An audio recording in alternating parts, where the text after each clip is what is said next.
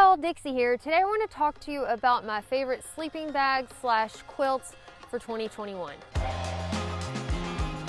I've used quite a few different sleeping bags and more recently quilts during my backpacking adventures. As usual, all of them have their pros and cons, but today I want to highlight some of my favorite ones. First, let's talk about my favorite budget sleeping bag. The AEGISMAX Ultralight Goose Down sleeping bag is a pretty solid choice for folks who are just getting into backpacking, but they don't want to spend a ton of money on gear, yet they want something quality and kind of lightweight so they can still enjoy the experience, and that's what I think that this sleeping bag has to offer. This sleeping bag is insulated with 800 fill power Goose Down and has a comfort rating of 52 degrees, a lower limit rating of 43 degrees, and an extreme emergency limit of 15 degrees. So hopefully you'll stay alive down to 15 degrees. I tested the comfort limit on this sleeping bag at the beginning of my Pinhoti Trail Thru-hike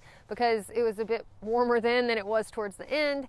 And I was actually comfortable to about 40 degrees or so. I'm a cold sleeper though, so if you tend to be a warmer sleeper, then you could push it even in the upper 30s, but I wouldn't put yourself in a dangerous situation when you're trying it out for the first time. And I really feel like this is a good bag for beginners, and I recommend that beginners start in not so inclement type weather, so maybe in the late spring or early fall when the temperatures are cool, but you're not putting yourself at risk. And I think this bag would serve people well during those times of the year. The AEGISMAX weighs 18.6 ounces, and I purchased it a while back on Amazon for $95. I just checked and it's now $110, so I'm not sure if it'll go back down. It could also go up if a bunch of people decide they like it. But anyway, that's a great price for a down sleeping bag that's just over £1. Next up is my favorite quilt for mild 3-season weather, and that's the Enlightened Equipment Enigma. I got the custom version because I had the time to wait for the lead times. But one thing that I like about Enlightened Equipment is that they do have some stock options. So if you find yourself in a pinch and you don't have time to wait for them to customize a bag or a quilt for you, you can order something and get it pretty quickly. I went with the 30-degree rating on this quilt because I knew that I'd be using it on the Pacific Crest Trail only in the summertime. This was for when I was filling in fire closure areas that I had previously had to miss during my thru hike in 2017. But the West Coast can still get a bit chilly at night, and it was actually a lot colder that summer than I had expected. So I was able to kind of push that 30-degree limit some nights, and I stayed comfortable as long as it was right around 30 degrees or warmer. I do know people who have thru hiked with Enlightened Equipment quilts and stayed warmer at a temperature that was lower than their rating, but I'm a cold sleeper, so usually the comfort limit I still might be a little bit chilly at whatever number that is. The Enigma was the first quilt that I had ever used, and I didn't have any issues with a big learning curve or anything like that. I like their strap system. It's actually my favorite of the ones that I've used. It's just easy to adjust and pretty straightforward. My EE Enigma weighs 15.35 ounces and it cost me $345. I'll probably start with this quilt on the Florida Trail because I assume the temperatures that I'll be facing in that 2 to 3 month period will be 30 degrees or higher, and it weighs less than £1.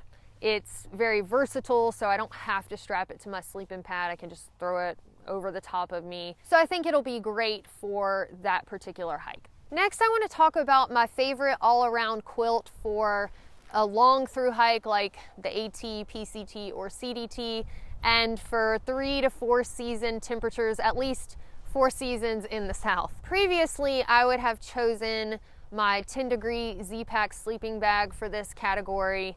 It was a nice lofty bag. It worked well for me while I was on my thru hikes, but there were still some nights that I was chilly, even in a 10-degree bag, when it really never got below mid-20s or so towards the end of my hikes. But since using quilts, I've never really looked back at sleeping bags. So the one that I wish I had had for my Triple Crown hikes is the Katabatic Gear Alsek 22-degree quilt. Katabatic meets the standard for using responsibly sourced down, and the Alsek 22-degree quilt is the loftiest, most cozy, warm quilt or sleeping bag that I've ever used in my life. I went with the 900 fill power Hyper Dry Goose down option and the 6-foot size. It weighs 21.9 ounces and it costs $425.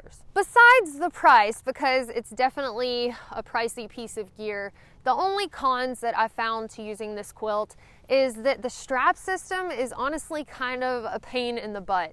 It does lock in place very well once you get the hang of it and you get it adjusted, but it's just not as easy to deal with as the Enlightened Equipment Enigma strap system that I had. So if there was a way to put that strap system on this quilt, then it would be like perfect. Also, Katabatic doesn't have a lot in the way of color options. For me, I don't really care about that. All I care about is staying warm on trail while also having a lightweight bag or quilt.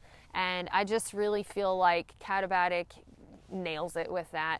So for me, it's more about functionality over how fashionable an item is. But for you, if that's a deal breaker, then you probably want to look elsewhere. All right, y'all, that's all I have for you today on quilts and sleeping bags.